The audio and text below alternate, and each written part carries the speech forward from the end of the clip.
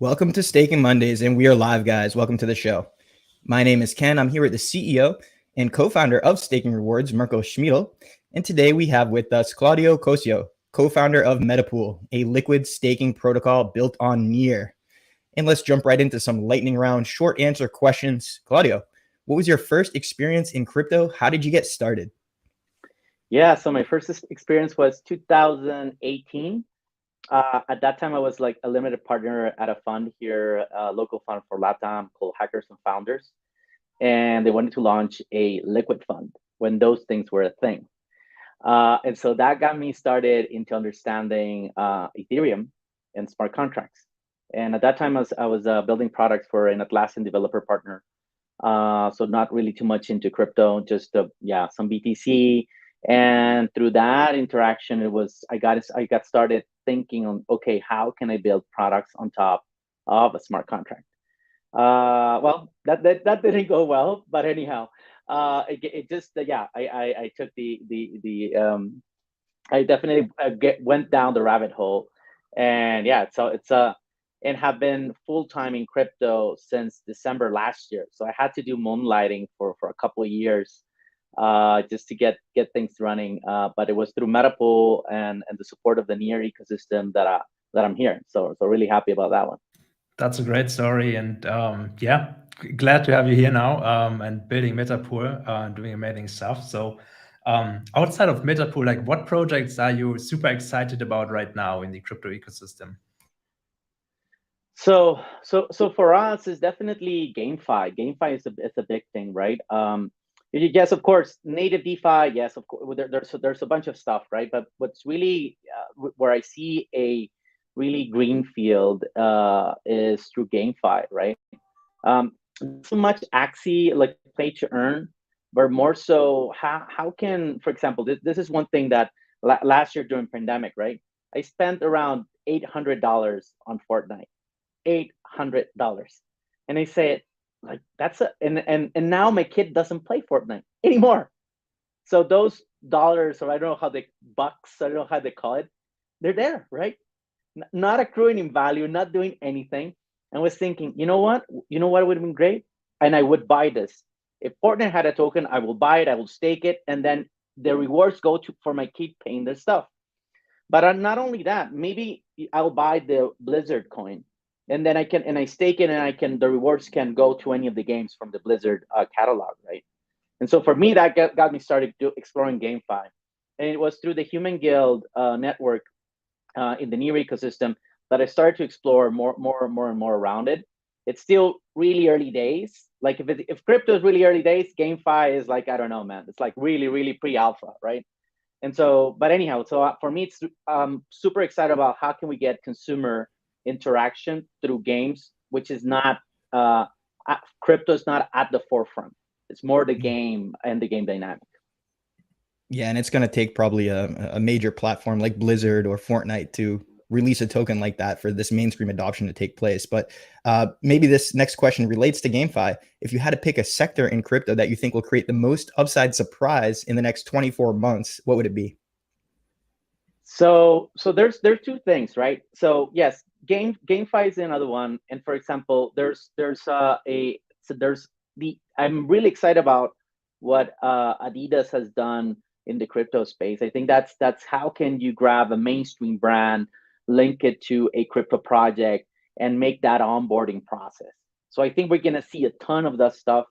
I just came back from Permissionless in Palm Beach last week, and there was a lot of conversations about name brands interacting more with protocols or blockchain protocols. I think NBA Top Shots, that was a great first initiative, but I think it's not going to be the last we're going to see it. So for me, it's all about how more consumer facing. That's going to be another one. And for example, development countries is how can savings and hedging hyperinflation blockchain will help lessen the burden and give more exposures to normal people to crypto assets. So I think those two ones are going to be things to watch for. Cool. And who in the crypto industry do you admire or look up to the most? Just very short. So for me, I'm a full-on Naval fan, to be honest. I think that he has great insights, not only in the crypto space, but how technology can evolve as a whole, right? I think Hasi from Dragonfly Capital. Yeah, I'm plugging one of our one of our backers, but definitely he has a lot of stuff going on. So I think those two guys, and also Laura Shin from Unchained. I think she brings this sense of like no hype, all data, and serve on a cold dish, right? Like she doesn't ask you if you like it or not. It's just the facts, right? And I think she does a really good job. Then Camila Russo from also from Defiant, she does a great job as well, right? Not only representing like the LATAM angle, right? But more so like that women can have a different perspective on things on all crypto related. So definitely, yeah. So those four people are kind of for me top of mind, but there's definitely more. Definitely, crypto Twitter is like, I don't know, that list has like 200 Twitter accounts. So anyhow, so good luck with that one. Yeah, some awesome name drops there. And in terms of staking, why is staking important for token holders? And what's your general view about staking?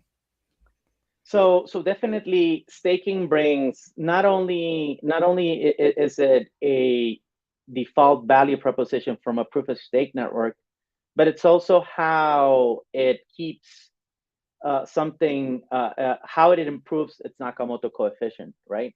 And I think that's really valuable. It's just how censorship resistant is the network, how secure it is. So staking brings that into the equation. I think all of the POS protocols need to do a better job of onboarding that narrative around staking, right?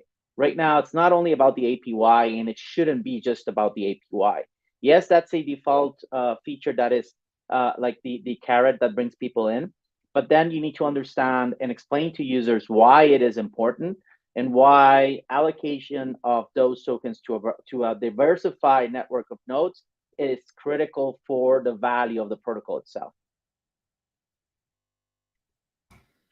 Yes, that makes sense, and plays very well into. And I hope we also play a great role there and helping all these Actually, foundations and everyone to. the funny Yeah. thing is that so I'm part of the NEAR Hispano Guild, and we constantly name drop you guys because at the end of the day, it's for us is the source of truth, right? That is not related to a layer one, right? So it's like you go there, yes, there's a ton of information, and we take take it in stride, right? But for us, yeah, I've always name dropped you guys for anything related to. Do you want to understand the protocol? Go to stakingrewards.com. They'll have most of the information that you need there, and more important, a comparison chart between all of the POSs, right? Appreciate it. Yeah, I think it's a really underlooked way of representing staking as like the importance for the networks beyond yields and everything else. So last very short question here, like what's an activity you do to relax from wild crypto markets? I did that just 2 weeks ago prior to going to permissionless. So surfing, for me, going to the water, any water sport actually, right? I live in Barcelona for 8 years, so I got to understand that there's places where there's sea and you can surf. So I'm actually from up north, from Tijuana, and so definitely we have surf every year. So I went out to visit my parents, and I got to surf some good spots there, 4 to 5 feet, and understand that I need to run a little bit more and get into shape. I think we all need to get into better shape after the pandemic here. So hang loose, Claudio. Cool. So today, guys, we're going to be talking about the following topics. So staking, of course, what makes the NEAR protocol different, yield recipes of NEAR, and maximizing staking rewards, yield farming and embedded leverage, FYIs from Metapool farmers, kickstarting new projects on NEAR via Meta Yield, the DApp pipeline on Metapool and NEAR. All right, so let's hop right into these long form questions, Claudio. First here, so when you set out to build Metapool, what were the biggest things that you set out to change relative to the typical Ethereum staking platform experience? Yes. So, and this one, I need to give a shout out to my co-founder Lucio. Right, he's the mastermind and chief architect of of Metapool. So one of the biggest things when Lucio shared the white paper with me was just understanding that stNEAR, which is our stake asset, is not a rebased asset. So that's the main difference between an Ethereum platform. And I couldn't understand, to be honest. So I'm coming from a Web 2.0 SaaS marketplace, like Atlassian background, right? I was trying to understand, like, okay, so the accruing rewards are not sent to the wallet, so they are accrued in the token itself. Okay, so that relies on the smart contract. So for us, it's not a rebasing asset. So, and this creates two very important differences between any Ethereum platform and NEAR, or and NEAR. And so it is, we are not sending more tokens to the wallet that stakes through Metapool. We mint a token which represents the NEAR being staked and the accruing rewards for that stake. And the smart contract controls that pricing. That's why it's called Metapool, because we and this is also a design and also this is it's done by design. When you stake in Metapool, we don't register that your wallet staked X amount. No, because everything goes into the pool. And so we calculate the price of stNEAR based on the amount of NEAR on the pool and the rewards that it generates. There's 100 NEAR, then we calculate based on 100. If somebody liquid on stakes, right, or on stakes immediately, then there's maybe 99. Okay, so now stNEAR, we need to recalculate the price because there's only 99 NEAR on the pool, right? And so it's a very, very lightweight design. And that way we do not face the problems that STE faced last week, right, where it lost its peg, because it's a rebasing asset, and that creates some difficulties in order for other platforms to adopt STE, and so that's something that stNEAR doesn't face. And so for us, that's a very important feature that we leverage when we do partnerships with lending and borrowing platforms. Also very important, this allows us to easily bridge our asset over to EVM compatible networks such as Aurora. And the only thing that we needed to create was basically a Solidity smart contract that is linked to our NEAR contract in order for platforms to query the price of stNEAR in any given moment. So that's one of the main differences.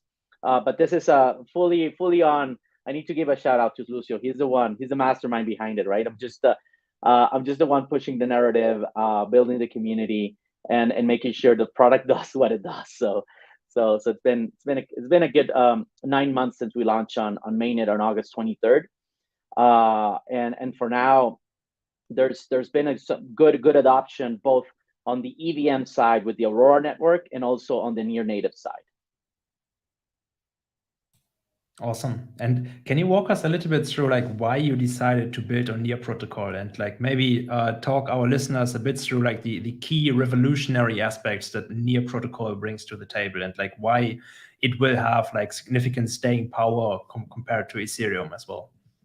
So the biggest thing for us is, and I'm just going to tell this as my experience. So in 2018, when I got bitten by the bug, right, and said, okay, yeah, I want to build some smart contracts, I look into Solidity. Let's say at that time it was a little bit more than I can chew. But then again, through participating in AngelList, in some of the rolling funds, I got invited into CoinList, and I participated in a bunch of their sales. I did Blockstack, I did, of course, NEAR, I did Solana, I did Celo, Rally, and a couple of more, Mina, and a couple of them, right? And for me, being a total crypto noob, and I'm still consider myself a noob, I said, you know what? I'd rather buy out of a platform that I do KYC. Yeah, and so yeah, I was doxxed. No, that's the way it is, right? For newbies, they feel that security, right? I still I still haven't drank the Kool-Aid for permissionless, non-custodial, right? But that gave me a really bird's eye view on the ecosystem, right? So I started building a Blockstack. That failed miserably. Like I did a couple of hackathons, built a team around it. Then we did Solana. Okay, so Rust. Okay, so Rust development, and then went like 3 months without going something workable on testnet. Scrape that. That Cello very much focused on the mobile side and the unbanked. Coming from Latin America, I'm like, dude, none of you guys are based in either of these countries, and you're trying to sell me on this. Yes, it's fine that you work with the World Bank and whatnot. You can show me your pedigree, but then again, like I said, you know what? Forget about this. It's great. And so NEAR was my last straw. Like I said, you know what? If this doesn't go well, all of you layer ones, you can go in yourselves, because at the end of the day, I cannot build on top of your platforms. And at that time, I was working very much on the Confluence side. So if block Confluence is just a wiki. And one of the things that I wanted to do was decentralize the data. One important aspect of any SaaS platform, and when you're dealing with Fortune 500 companies, they ask you this: who owns the data? Always a question that the response to that has always been you, but that's BS. That's not true. Who owns it? It's stored on AWS, and you as a storage provider, you are responsible for that. You can say that their customers are, but that's not true. And so that got me started into how can we make a decentralized document management solution. That was what I was trying to build. Now, don't get me started on file storage. That's a whole nother thing. I participated in ETH Global, like the Filecoin hackathons and all that stuff. And let's say that it's still a long way for that to be enterprise ready. But anyhow, and so I said, okay, let's bring this to NEAR. Let's do something. Can I build something on testnet? Can it work? And am I gonna be able to ship on mainnet? And I was and that was my last straw, to be honest. I was not gonna get into this space if like at that time I had been investing 9 months of development time, right? And basically poaching my friends for time, like, hey guys, let's get into this. Let's do just this hackathon for 1.5 months, right? And I was running out of my Rolodex was starting to get really, really small, right? And people were like, hey, is that did Claudio ping you to build on top of X, right? Or anything like that. So I was gonna get burned for sure. So shout out to Hector and to a bunch of guys, Manuel and all those guys that stood by with me on those crazy hackathon days. But then again, we made something and we launched. It worked on testnet. And I was like, okay, so it works. Now, one thing is for that to be viable on testnet. The other thing is for that to be on mainnet, right? And be accessible to users. So this is how I got started into the NEAR ecosystem. And so at that time, there were like this guild, they started creating this guild network around the NEAR ecosystem. So I started to pick around, like, hey guys, document management, blah, blah, blah. And nobody was interested in that. And I was like, okay, so that's my no, but I'm trying to build something for no one. And okay, so like, okay, fine. But it still got me hooked on how easy it is to build on top of. It also, for me, was an eye opener how easy it is for your contract to have bugs, right? That's normal. That's in all layer ones. There's no layer one which is security by default, right? Because at the end of the day, you're building something that has not been built on top of that protocol. So it's normal for it to be faulty. And more importantly, if you're a newbie, you're all gonna have holes all over the place. So we're building this raft, right, with 20, 25 holes on it and trying to paddle to an island that doesn't exist, right? There's no demand for a document management on blockchain. So anyhow, but then again, like the NEAR ecosystem throw me a lifesaver, right? And so they brought me into the ecosystem. I launched the NEAR Hispano Guild, which is the Spanish-speaking community for NEAR. And that's how I met my co-founder, Lucio. I said, hey, who's building something on NEAR, right? Like useful, not a document management, useless piece of junk of that. And so what we did is that I started bringing people that were building on top of NEAR and for the Spanish-speaking community to get to know them. Lucio was the first one. At that time, Lucio, or actually we're still building NEAR Wallets, which is a Chrome extension wallet for NEAR, basically the MetaMask for NEAR. And so Lucio got me started with that. Hey, like, do you want to help me build this? And me being a full-on like head of product at Atlassian or whatnot, I was like, okay, so what's the total addressable market for this, right? What's the TAM for this? And I look into it like, okay, well, maybe at that time I think it was like 20,000 stakers. Maybe I think it was like 100,000 wallets or something like that. I'm like, Lucio, this is not a business, mate. This is. I'm sorry about it. I'll try to help you whichever way I can, but it's like, no, he didn't got me hooked on that one. And so, and I started just engaging the community, understanding more about what Ilya and Alex were building. Then I saw Ref Finance launch, then the staking wars as well, right?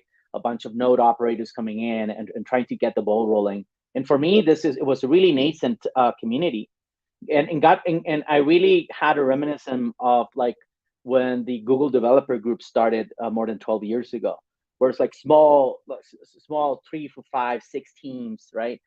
And I've seen that play before, and I was like, I need to get on top of this. This is gonna blow up one of these days on the good side of things. And so here we are, right? Like 100 million wallets, thousands of users, and participating in one of the top dApps, DeFi dApps for the ecosystem. So that's what really got me hooked on NEAR, and I'm still long and bullish on it, because they're building stuff and it's holding and it's being battle tested as we speak, and I think that's super important for anyone consider building on top of any layer one. Yeah, that's a really cool story of perseverance from a founder's perspective, and how NEAR was able to technically take what you were building, and then also the community aspect around NEAR as well. So talk us a bit about the growth of Metapool itself. How has the progression of growth in terms of participating users, wallets, even the number of kickstarted projects in the pipeline? Yes, so for now, we reached a great milestone this week. Well, last week, over the weekend, is that we are at 10 million NEAR being staked through the protocol. We have around 9,300 wallets connecting to the protocol, leveraging our liquid asset as stNEAR. So that's something really, really important for us, and we couldn't have done it without the community, because that's how we launched. When we launched on August 23rd, we did a community launch. What we did is that we basically said, hey, for 3 weeks, we're going to give away meta rewards, or a meta token, which is our governance token, to anyone that stakes on the protocol. It is a revenue sharing token. So we said, we need your help. We need to bootstrap this. Let's see how it goes, right? And we did the napkin thing, or the spreadsheet thing with Lucio and myself. It was August, and we said, at that time I was moonlighting, right? I said over in April, hey, Lucio, yes, I'll help you with Metapool. You convince me. But I can only do 4 hours per day, and I'm just going to try to make this work, right? And so we're moonlighting, and then August launched, and I said, okay, Lucio, we're ready to launch. I built more so the community. The community is ready. All the stakeholders are know that we're going to launch. How much do you think meta can we accrue? And at that time we said, well, maybe we accrue by the end of the year, maybe $2 million in TVL, maybe that we can see there's something there. We launched, and in 24 hours we have like $7 million in TVL. We finished the community launch with 23 million in TVL. And at that time I was like, okay, so now I'm not gonna sleep, right? And so yeah, fast forward, December 1st was my full day zero for me here in crypto. And it was all through the community launch that we did this, right? And it was to the gilded network that NEAR had, right? That helped spread the word really quick. There are still some guilds on the NEAR ecosystem. They're slowly kind of shifting away from it. I think for a bootstrapping perspective, it was really, really well done. As everything that is permissionless and decentralized, it gets a little bit messy and chaotic, right? And there were definitely some really good lessons learned by the ecosystem. But I think they really good. They play on launching or creating this gilded network that allow protocols such as Metapool to launch. Ref Finance, which is the DEX on top of NEAR, also for the Aurora ecosystem of the EVM to launch as well. And so I think they did a really good bet. Now it is, time to put in the big girl and big boy pants, right? Now it's one of the top 20 coins. And so they need to understand that there's more at stake. Yes, there's a lot of eyes more on NEAR, but I think Marique and the NEAR Foundation team have what it takes to do that next big step, right? And so definitely for us is we want to be part of that. Some good information here is 30% of the TVL in DeFi is running through Metapool, is using our liquid token stNEAR. So really excited about that. The support from the lending and borrowing platforms in Aurora, Bastion, Origami, has been really great. Their acceptance has been really good. With Borrow Cash over in NEAR Native, also there's a great partnership there. So definitely it's been exciting times. And even with this shift in market conditions, we are set up for the long run, right? We just we did an initial backer round in December. We did an IDO, a successful IDO as well. And now we're going to be announcing soon a new round that we did with some very important backers. And so we're ready for the next 48 months, right, of building and launching new solutions on top of a liquid asset that is stNEAR. That's a great growth story. Really, really glad for you guys and on all the growth you achieved, definitely. And that leads us to the next question. Like delegating NEAR, you can earn around 10%. But with stNEAR and Metapool, you also support, so like users are able to tap into other yield recipes, you call them, and different staking strategies. What you can do with the stNEAR, and you already mentioned there are some projects already supporting stNEAR. Can you walk us through some of the alternative staking strategies that you can leverage with stNEAR? Yeah, for us, one of the biggest things, or our default partners, is going to be lending and borrowing, right? We've created an asset that is accruing in value every 13 hours. And with this is perfect for self-paying loans or borrowing against it as well, right? It's self-paying. So for us, definitely on the NEAR native side is Borrow Cash. They're a great partner. We're also giving away meta rewards on top of it. Right now, we're not giving any rewards to platform users just by staking. So we put all of our meta rewards on our partner network. That means on the DEXs such as Ref Finance, DEXs over in the Aurora ecosystem, Trisolaris, WannaSwap, and very importantly on the lending and borrowing, right? Bastion, Origami. Right now, that's it's always and very important. This is not financial advice. Don't take it as is. I'm a total crypto noob, right? I actually, to be honest, I only do staking. I do not yield farm or anything like that. It's just I'm more of a product guy, to be honest. And so for me, it's building solutions on top of our liquid asset. That's where my main focus is. And now regarding where to get more yield, definitely go into Ref Finance. There's definitely a couple of farms there. In Trisolaris, there's also some farms. We use our native farm, which is stNEAR Meta. That also brings in a good APY there. I'm not going to go into the numbers because I let people do their own research. I don't want them to take my word for it.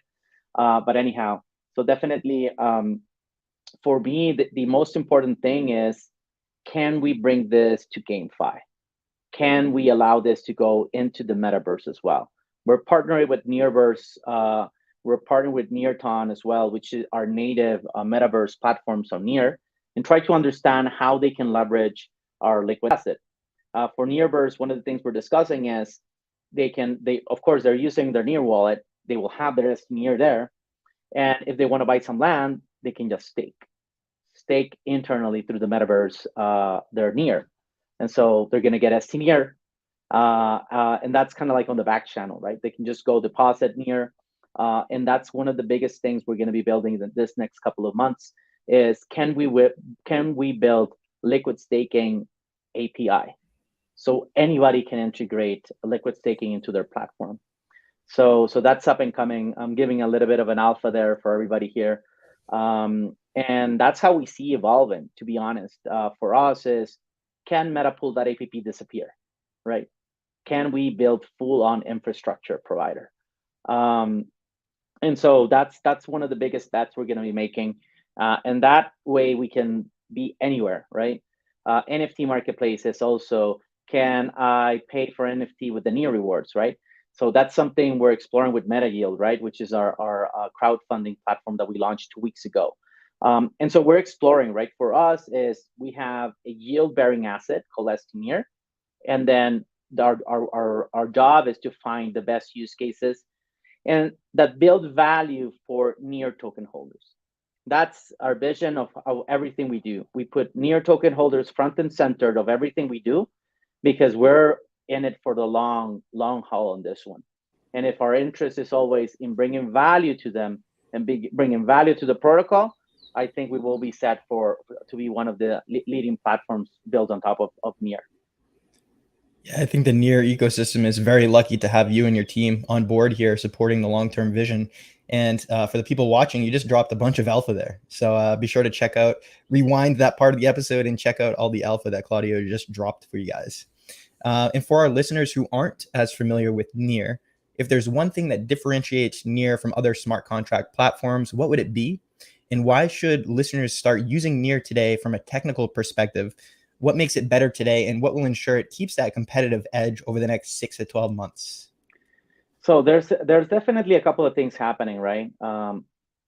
One is there's a really strong education program on NEAR.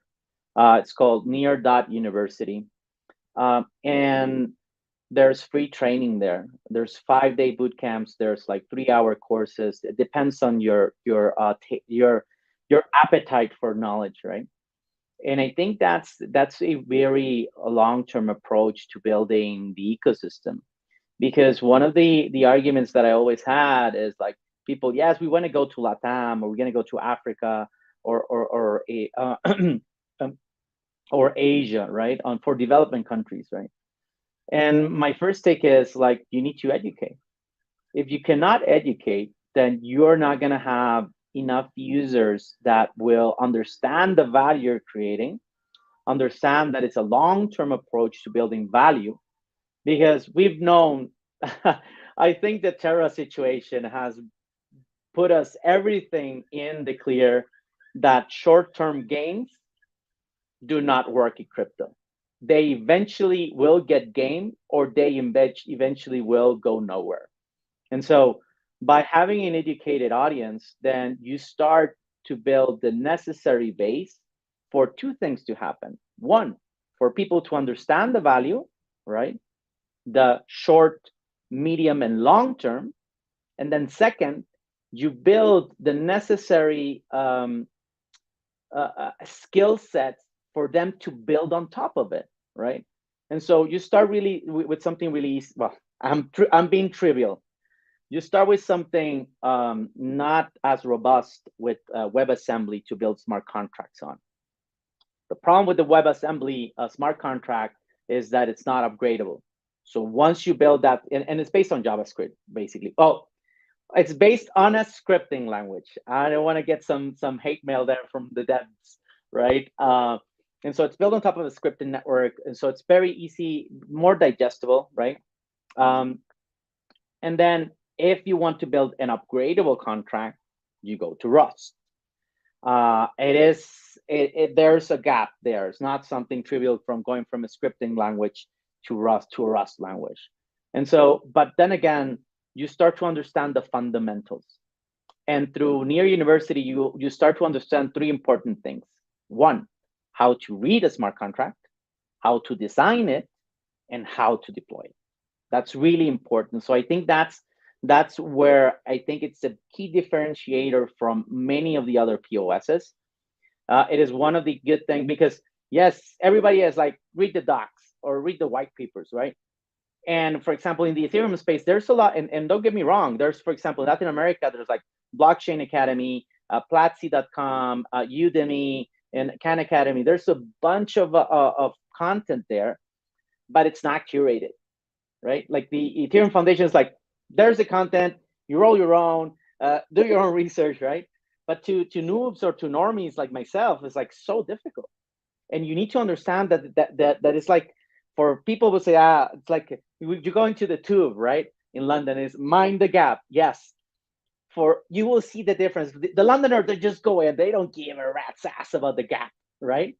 But for new guys, well, I remember the first time I was saying like, I didn't, the metro normally in Mexico is like, there's a little bit of gap, but in London, and especially in the ones that are like pure, there is a gap. Like if you're not careful, your foot is gonna go there, and the tube is just gonna fly, right? And you need to understand that it's the same situation when you get into blockchain technology. You're coming from a Web 2.0 background where everything's like super laid out, right? You go into here and like it's permissionless, yes, it's decentralized, yes, but it's chaotic, and that it's a steep learning curve. And I think the NEAR ecosystem has done a really good job of onboarding normies, right, from the Web 2.0 space, and trying to close those gaps. Then, of course, there's the normal gaps of building on top of decentralized network, right? Which is contracts need to, no amount of reviews of your contract is going to make it safe. You need to audit it on a constant basis in order for your contract to run. And this is something that, knock on wood, we have been really lucky in Metapool that we have been getting a good set of audits. And now the contract's about to be 12 months old since it's been on mainnet, and it's running fairly smoothly. So I think that's what NEAR protocol brings in. Good onboarding process on the education part, really robust technology for you to build on top of, and for now, like battle tested SDKs for builders to build good solutions on top of. Can you shed some light on like how much does it cost to transact on NEAR today, and like how that would look like at hyperscale, and what does the conviction look like that NEAR doesn't run into any scaling issues like other protocols? I'm gonna have to get a pass on that one. I cannot give you the specific numbers. What I can tell you is like sharding still has not been fully implemented. So Nightshade, they announced it last year. And we're still working out how to implement that one, which will solve the scaling issue, right? Right now, to be honest, is like we're still in the initial stage. Like we still haven't, even though like there's been there's this application called, or this protocol called Sweatcoin, which is paying its users for walking or running or whatnot in Sweatcoins. And I think they have around like maybe 1, 2, 3 million users. So they're making the transactions on the protocol network. From our perspective, we have more than 10,000, right? More than 10, around 9,500 wallets, give or take. And they're transacting with some frequency, but let's be honest, it's DeFi, right? It's like, and right now, and with this bearish market, it's not like everybody's like flying away. We saw a spike, of course, when everybody was covering their positions or whatnot. Now that's a little bit more stable. We're seeing slowly but surely growth on it.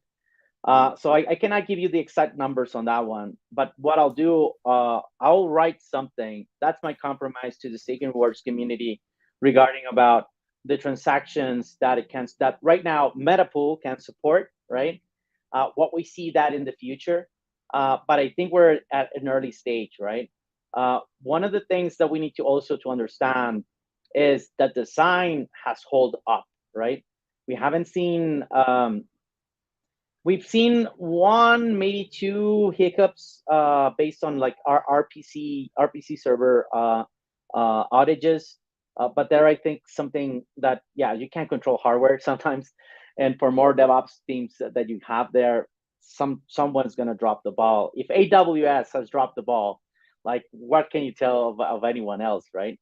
And so So yeah, I'll have to take a pass on that one. Sorry that I can't give you that No, the no exact worries. numbers. Like you mentioned Sweatcoin is actually on NEAR protocol, because I used them before. I think it was like 2 years ago or something, but I don't think they had a native token on any blockchain yet. So I'm just surprised you said they launched on NEAR protocol, right?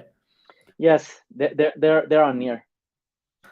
All right, cool. That's exciting. Definitely going to check that out. We'll have to get our sweat on and rack up some steps to earn some sweat coin after this. Yeah, for sure, man, for sure. And Claudio, when you look at the pipeline of projects on NEAR that'll list on Metapool, do you see any particular specializations by either NEAR or the Metapool in terms of which project types are launched? For example, Solana has been very trading focused. Based on your knowledge of the NEAR protocol's technical features, what specializations do you think would be most natural for NEAR? I think that they took like a long-term approach on this one, right? I think they made a bet on diversity. That's why they supported like the Human Guild, right, on the game side. It's taking them a long-term approach. I think some of the projects that we're going to be helped launch on Meta Yield, some games, are been like 6-8 months in the works, right? So, and then the DeFi, yes, of course, it's their main focus was not the yields, right, from the get-go. That I think it's pretty obvious, and they've been slowly but surely ramping up. I think last year we kind of helped that also push the narrative around it, with stNEAR being the first liquid asset on NEAR and Aurora. And for example, they focus more on the yield and farming more on the EVM side, like bootstrapping liquidity for NEAR protocol through Aurora. I think that was a good call. Now they have the challenge of bringing all of that liquidity. I think one of the big things that we're doing in our biggest bet for stNEAR is right now most of the farms on DEXs and AMMs are using wrap.NEAR as an LP token. The problem with wrap.NEAR is that it's not an interest-bearing asset and it's not being staked. So this year during Ethereum Denver, we announced Meta Recipes. What it does is that it allows anyone to unbundle and bundle LP tokens based on wrap.NEAR and change them for stNEAR. So it's not a trivial process because you grab your token, you unbundle it, there's a bunch of transactions there. Then what Meta Recipe does is that it automates all of this. And not only the unbundling and bundling, but staking the unwrapped NEAR in Metapool, getting stNEAR, and then bundling back again into the LP token and sending it to the DEX. Right now it works on Rev Finance. We're ready for Aurora. We just need to talk to Solaris and WannaSwap and start to implement it or promote it to the users. But this is something really important where NEAR made some specific bets, and I think it's played out to their advantage. Now the long-term approach of it is, can you bring that liquidity to NEAR native? We've done our fair share. I think we migrated around maybe 6-8 million in TVL, or that's NEAR that was not being staked to more than 87 validator nodes, which is the amount of validator nodes we're supporting right now with our liquid staking platform.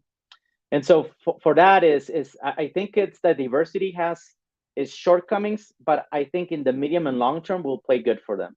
Because right now, one of the things we're working with Human Guild is we're going to launch 59 games on top of Meta Yield, all GameFis. And yes, it's a long-term bet because at the end of the day, one of the biggest challenges for indie game developers is that it's a zero-sum game.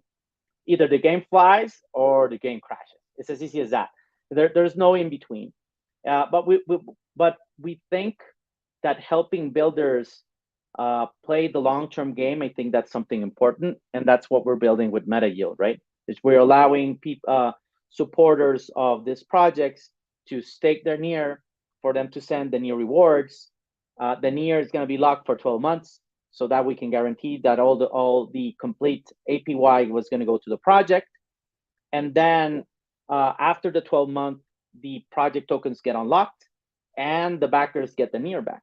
So it's a long-term approach to launching, and we believe that that's the right way to build for any layer one. There's no overnight success. There's nothing that in 1 month or two, the Apple App Store mentality doesn't work in crypto. Yeah. So let's talk more about MetaYield. Actually, is that a project that you guys launched from Metapool? And like, maybe just reiterate again, like, how does it work exactly for projects to get funded? And like, do you already have like some initial traction? Any like cool projects that are coming out of it? And yeah, anything that you're excited about? So how did MetaYield got started? So we did an IDO last year, and we did that with a platform called Skyward in near native. And it's a good platform. Yes, it does what it does. But there are some design improvements that we believe are important. One, and this is a problem with most IDO platforms, is that the project token sends their project token to the IDO platform. Once it sends it, there's no going back. The project tokens are on the IDO platform, and you need to do the price discovery on it. But then again, we felt that was not very fair, right? Like, what if we do not reach our goal? What we want to raise is like, do we just go for it and that's it, and we got wrecked, right? And so we said that's not good, right? And with MetaYield, this is what happens: the project sets a goal. This is the amount of money. This is the amount of NEAR rewards that I want to get in exchange for this amount of project tokens. And so if they do not reach the goal, then I think it's fair for everybody to go their own way. For the project to get their project tokens, for the NEAR backers to get their NEAR, right? No harm, no foul. And I think it's an iteration process. I think we cannot. It's not a zero-sum game. Like, let's be honest. This is people that have been putting their time and effort in launching a project, and then they get wrecked because they do not do a successful IDO. We do not think that's fair.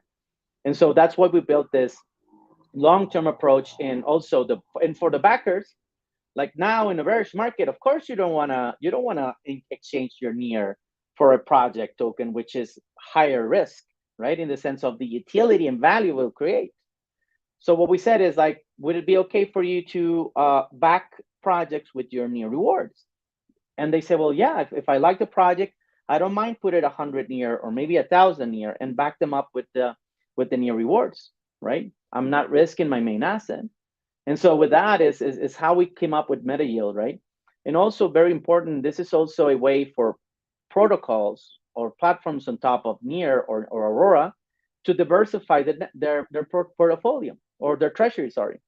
And so, for example, if there's a project that would like to get exposure to NEAR in exchange for their project tokens, but they do not want to create like a pump and dump scheme, because that's the other one with IDOs.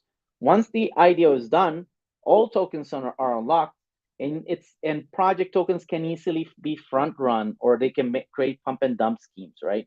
And I think that's not healthy for anyone. For speculators, it is, but they're taken by the wayside both the ecosystem, the partners, the underlying protocol network, and also the backers, right? NEAR token holders in this case. And so we were thinking something more of a long-term approach. We were lucky enough to convince Pembroke Finance, which is a DeFi protocol that is on NEAR native, to launch with us. And if you go to metayield.app, you can go ahead and see it. It's right there. Let me see if I can put it right here on the comments. And so definitely, oh no, so I'll put it here in the private chat, and if someone can share it, please do so. And so, and with this, I think we're doing a good, successful crowdfunding campaign with them. They want to raise, I think it's 125,000 stNEAR to be locked. I think we're now around 90,000. We still got a few days to go, and I think we will arrive to that goal. And I think it proves that this model works on any type of market conditions, because this is the other thing. It's like IDO platforms only are successful if there's a bullish market. If the confidence in the ecosystem or the markets is high, then yes, you will see participation. If not, you won't see participation, and then the project token gets wrecked. Why? Because nobody participated. They don't do a good price discovery, and all those tokens are dumped on the market. That's the last thing. when the 12 months end, then the project tokens get released on a daily linear schedule. And I think this is more healthy. The projects are slowly being dripped into the market. And by that time, if in 12 months, guys, you don't build utility for your tokens, then dude, like, I don't know, like, there's no more anyone can do for you if in 12 months you cannot build any utility for your tokens. So anyhow, so that's the approach we're taking with MetaYield. Yeah, it's definitely a beautiful model where you can basically invest your future yield into exciting new projects. So very exciting. Do you have any, like, on the top of your head, like how much has been totally been funded on the MetaYield so far, like across all projects? So for now, it's just Pembroke is our first project, right? All So right. Okay. Cool. It's our baby right now, right? We launched it 2 weeks ago. We're gonna go to the third week, and really excited to get the support from the staking rewards community. If someone of you wants to participate, please go ahead. You will get the whole 360 view on staking, right? Because you go to Metapool, you stake, you get your stNEAR, you go to MetaYield, you lock it up for 12 months. And then you mint 2 IOUs. You will get an IOU for your NEAR reward, sorry, for your stNEAR, and then you will get another IOU for your Pembroke tokens, which will become unlocked in, I think it's, the date is a long one, right? It's June of next year. But there's going to be a little bit of an alpha here for all of you. We're going to build a secondary market for those 2 IOUs. So that way we can also create like a liquidity event.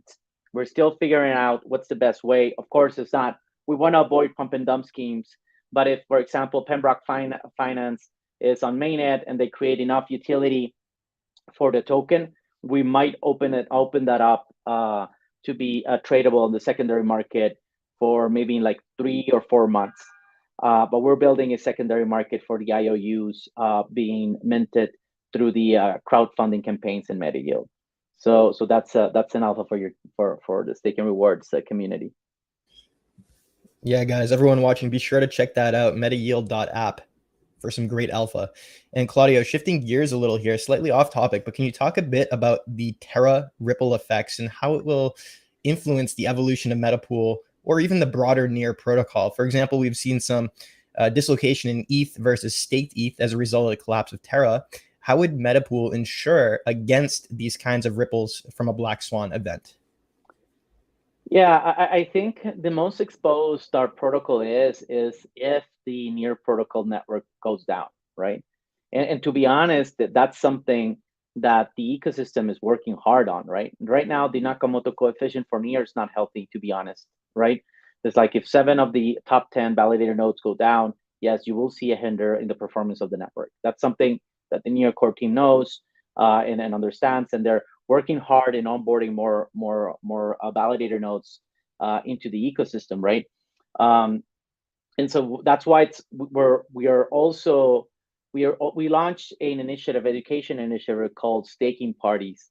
This is really done right now in conjunction with the NEAR Hispano community, very focused on Spanish speaking, just to get this ball rolling. But it's letting them, and this, how to avoid the Terra situation. The Terra situation could have been avoided if the ecosystem would have done a better job of educating their users, understanding that the 20% APY, that was not sustainable, right?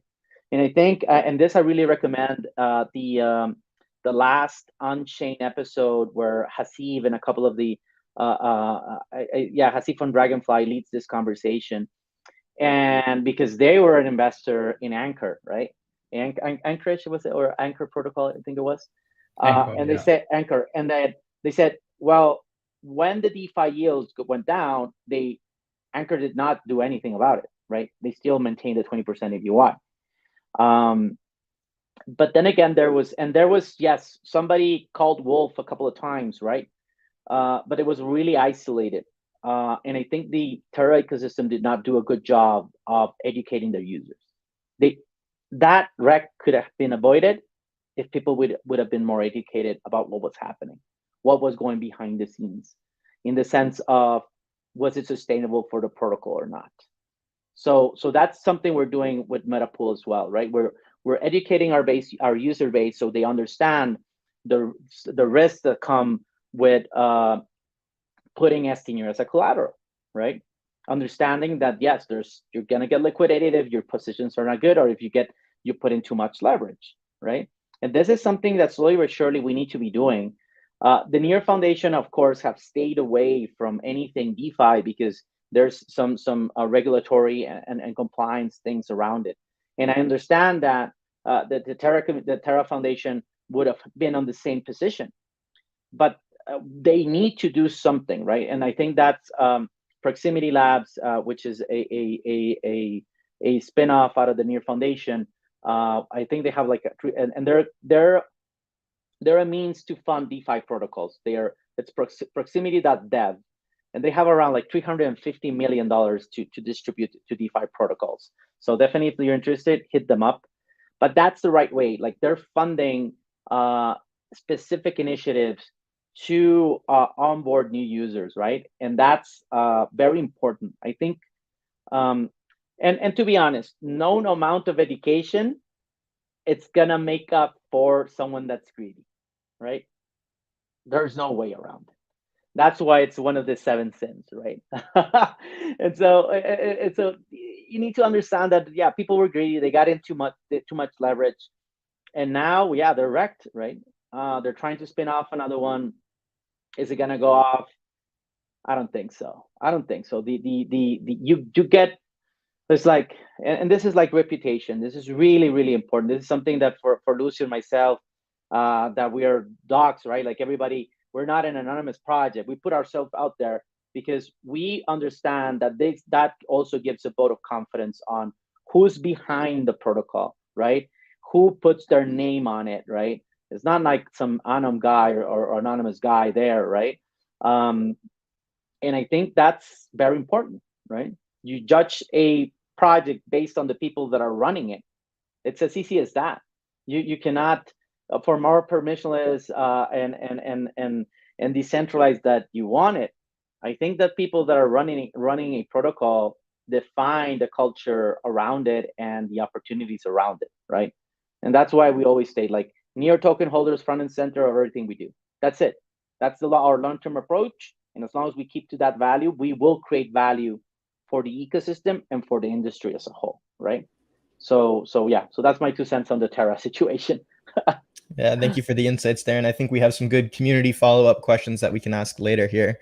Okay. But now, Claudio, can you tell us a little bit more about the role of the meta governance token and how does this play in the metapool ecosystem? So definitely, so that's something we've been lagging on. I have to be totally transparent on that one, right? To be honest, it's just building, and it's not trivial. Like, and I think the MakerDAO Foundation has done an excellent job of building all the necessary governance around it, but it's not perfect, right? It's not perfect. Lido is the other example, right? And a shout out to Constantine, right? Like they've done a tremendous job over there. With all the drama and whatnot, right? And so we were hesitant because we were gonna go, no, let's in December we will have our governance, right? And then we started researching and we're like, oh, this is not something trivial. This is the most difficult thing to do after going on mainnet, like bar none, right? Because there's you need to have a really open conversation on your community on what's going to happen, right? What are going to be the rules of engagement? Because this is the promise we did, and we're keeping that word there. It is a revenue sharing token, so people that are holding Meta will get a percentage revenue from the fees from the protocol itself, right? And we're building value on top of that, right? Meta yield, which is taking fees. Like for example, what does Meta yield do? We take a fee out of the project tokens that are being assigned to that crowdfunding platform, and then we're also taking a fee out of the stNEAR that has been rewarded to the protocol itself. All of that goes to the Metapool treasury. So we're building more products on top of it to make the bag bigger, right? But then again, as it gets bigger, as the protocol grows, there's going to be a lot of ways to get how can I say, people align into making decisions. So that's what Meta is. It is a revenue sharing token. We still need to build a governance on top of it. We're getting some really good help from Dragonfly and from Move Capital as well, which is getting us closer to also some of the ex-members of the MakerDAO Foundation, just to understand how something of this will look like. We're looking into and now with the V curve being in question as well, right? We were looking at the escrow curve, like, hey, this is a good design, and then now with all the drama right now in it, so there's no silver bullet, right? And the community needs to understand that we will go to an iteration process, but we're putting them front and center of everything we do, and hopefully that's going to be something we are committing to launching this year, right? We do not want to go into another year with no governance for it. And also, we need to hit some marks on the TVL, right? Because at the end of the day, what's the use of a revenue sharing token if there's no revenue, right? So that's the other one we're working hard on.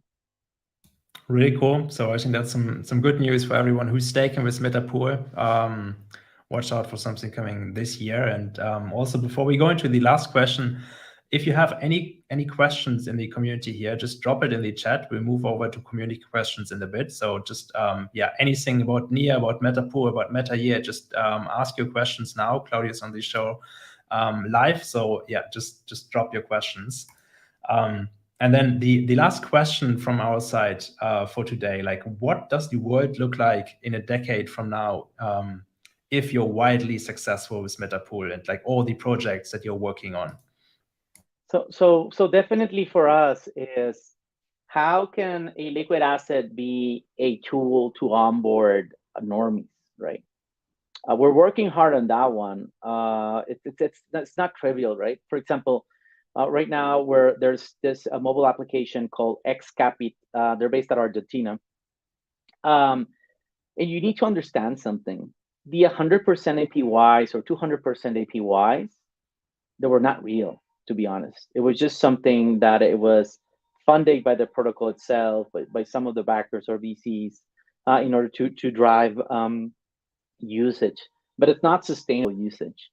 What we like about a interest-bearing asset as stNEAR that is accruing in value is that the 10% APY native by the protocol, if you go with that to any normie, that's there, and in Argentina, where it's tied a little bit to the US dollar to fiat base, right? If you want to trade it, you've already beaten hyperinflation. Like, you're done. You don't not do 100% APY or 20% APY. It's just, you don't need to do that. And so we're looking to that narrative really closely. Partner with some good platforms such as Xcapit. They have around 12,000 users based in Mexico, Colombia, Argentina, and Venezuela, where they're putting $20 USDT, USDC, right? And they're getting a yield out of it.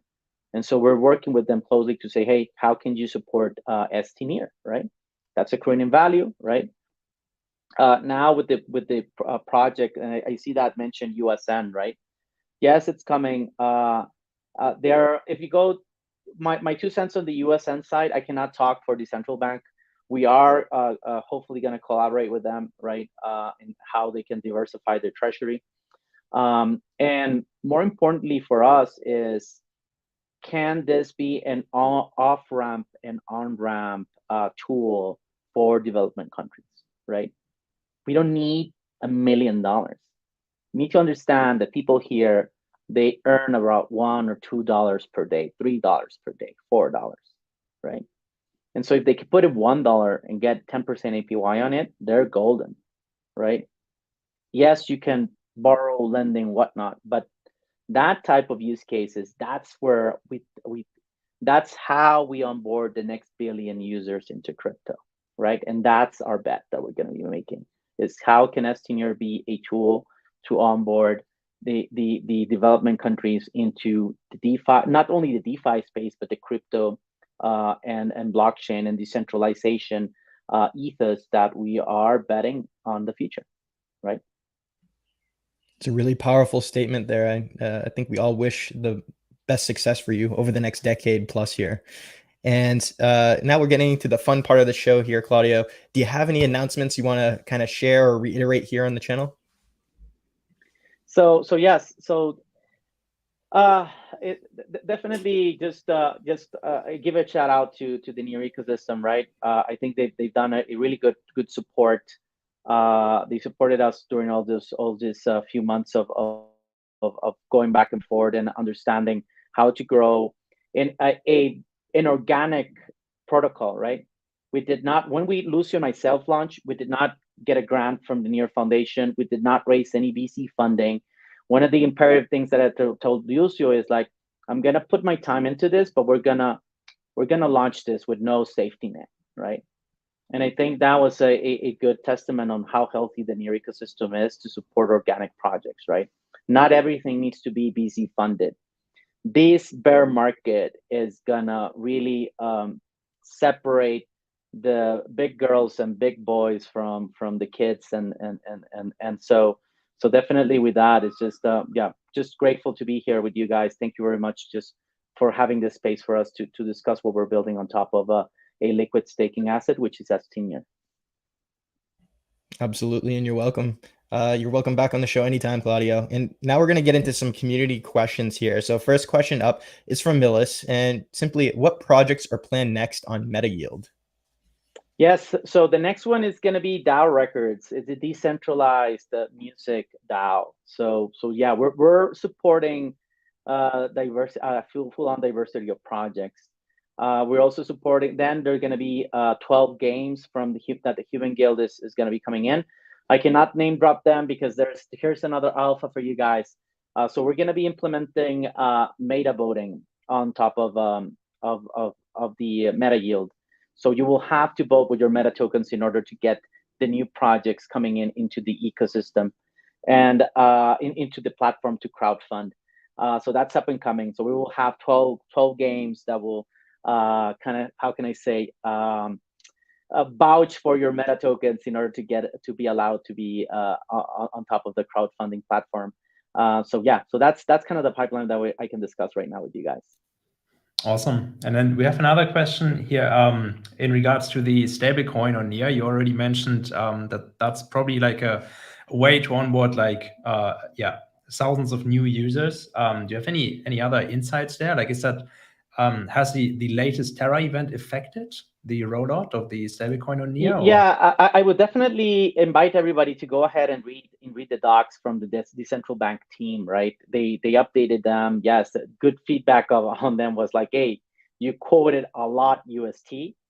Like it's okay to just do 2 steps back and understand what was flawed in their design and be crystal clear what are going to be the changes that you're going to make into your protocol to avoid the UST situation.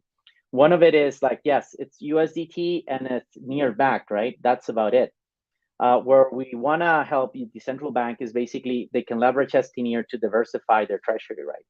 And get more exposure into different lending and borrowing protocols as well. And more importantly, our liquid on staking feature. Very important here is that the amount there, the design of Metapool is as follows. There's a liquidity swap pool. So that means that there's always a cap on the amount of stNEAR you can liquid on stake or on stake immediately. And it depends on the quantity of NEAR in that pool. So if you're, and so if there's only 100,000 NEAR there, you can only liquid on stake 100,000 stNEAR or 99.98 stNEAR, right? And that, and so it depends on how much liquidity is into that pool. So that's the way we also cap the amount of that nobody drains all stNEAR from the market, right? It's not impossible to do like an attack there. And so definitely that's something we're working with the USN, how we can best support them. But then again, yes, go read the docs, be on top of it. I think the team is doing some very amazing stuff. I think they launched an experiment of a staking node where you're staking NEAR and you're getting USN back instead of getting the NEAR rewards. So we're still alpha beta testing, right? The key message for everyone is do not risk more than what you're willing to lose, right? And this is no financial advice. This is something that you go out in life. It's just don't go overboard, right? Don't ape into things. It doesn't work, right? So hopefully I answered that question. Yeah, definitely. And then we have another last question here. Do you have competitors for liquid staking on NEAR? Are there any other competing products? Yes, there's a couple of them. There's stNEAR Labs, of course. Lido is going to come into the NEAR ecosystem. That's a few ones. But yeah, so those are the ones that we really want to focus on, right? It's like the big players coming in with innovative designs, right? There's going to be a couple of them coming up that are just going to clone our design, right? And it's fine with them, but we're not counting them as competitors, because at the end of the day, if you want to compete into an ecosystem, so bring innovation into the table, right? And that's who we found. That's how we measure competitors. Is like, can they bring in a value-added platform into the ecosystem, which is going to make a clear differentiator with us, right? So definitely, stNEAR Labs is one of them. Lido is the other one. They're coming soon into the ecosystem. So anyhow, and what are the risks if 90% of stakers use Metapool? So one of the best things about the design of Metapool is that it's non-custodial, right? So let's say we go down, right? And you're gonna have stNEAR, which is linked to the different to 87 different pools. So it's called Metapool because we have the big pool, which is all the stNEAR, and then we have a pool for each and every one of the validator nodes. So we can understand the amount of NEAR that is being allocated into the different validator nodes. One of the things that we have is that the fail mechanism is if we go or disappear, it's non-custodial, you still have the keys to the stNEAR, and you can drain the pool slowly but surely from a delayed on stake feature that we have. So we're not handling your rewards, and we're not handling your NEAR as well. So it's non-custodial. So in that way, that's the biggest risk that we have, right? Like if Claudio or Lucio get run by a bus or airplane explodes, knock on wood on both of those sides. But anyhow, so that's the biggest risk there is regarding using our liquid staking platform. Cool, and thank you for addressing that question. And thank you very much for coming on the show here today, Claudio. And thank you for all the community questions as well for the listeners and watchers. So Claudio, what's the best way to follow the latest developments of Metapool, Meta Yield, and anything else you're working on? Yeah, so definitely Twitter is our one and only kick stop, right? There's a couple of we have our how can I say, we have our Telegrams and we have our Discord, but our Twitter is our best way, right? So go to our Twitter, at us if you have any questions. We can send you the Discord and Telegram links, but this is the best way. This is where we put them the news. And yes, like I'm super grateful for you guys. Like, you've done a really excellent job. I've been a fan since like lots of times before, and really excited. Hopefully, I'll go to Berlin one of these days, and we can. I'll bring the bottle of mezcal, just to celebrate, just so we can meet in the meet space. Awesome! I'm looking forward to it. Well, awesome. Thank you very much to everyone watching. Again, hit that like button on this video. Be sure to subscribe to the Staking Rewards YouTube channel if you haven't already. And if you want to check out previous episodes of Staking Mondays, you can find them available on YouTube and Spotify. For Mirko, Claudio, I'm Ken. As always, guys, happy staking.